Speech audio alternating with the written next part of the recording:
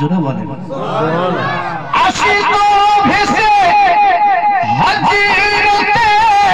বিলালের মধুর জান আশিক ভেসে হাজিরতে বিলালের মধুর জান জিয়া চলে ছিল একরূপে মুগ্ধ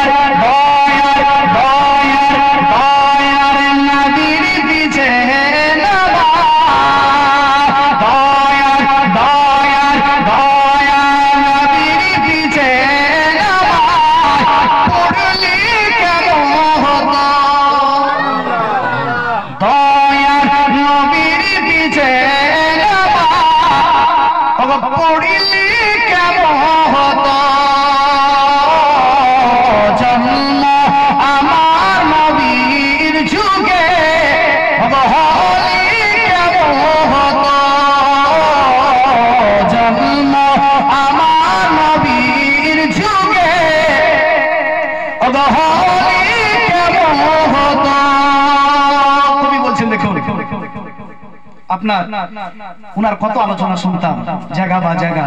মসজিদে নববী আর অন্যান্য জায়গায় সাহাবীদেরকে তখন শিক্ষা দিতেন ওই জায়গায় আমি অধম থেকে যেতাম জোরে বলে তো অনুভব করেন যদি থাকতাম কেমন হতো জি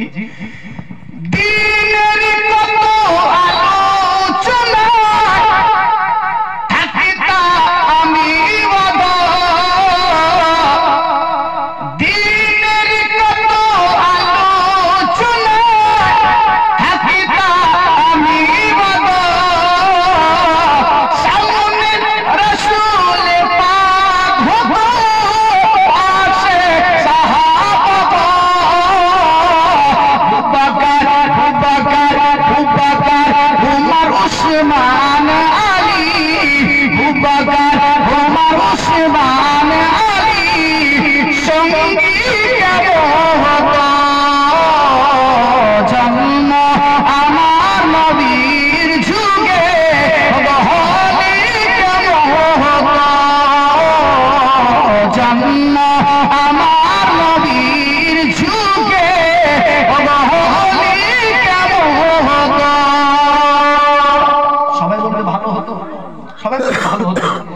এরকম মসজিদ পাকা থাকতো না কাঁচার মসজিদ থাকতো বটে তবে খোদার কসম ঈমান কিন্তু পাকা থাকতো জোরে বলেন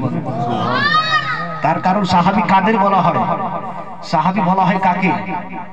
আল্লাহ রাসূলের যিনারা সাহাবী ছিলেন আরে সাহাবী বলা হয় কাকে সাহাবী তো শুনছি কিন্তু সাহাবীটা বলা হয় কাকে সাহাবী বলা হয়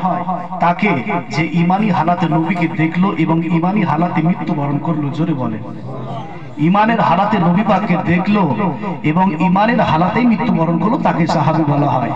লাস্ট ছন্দ কবি বলছেন জন্ম আমার নবীর যুগে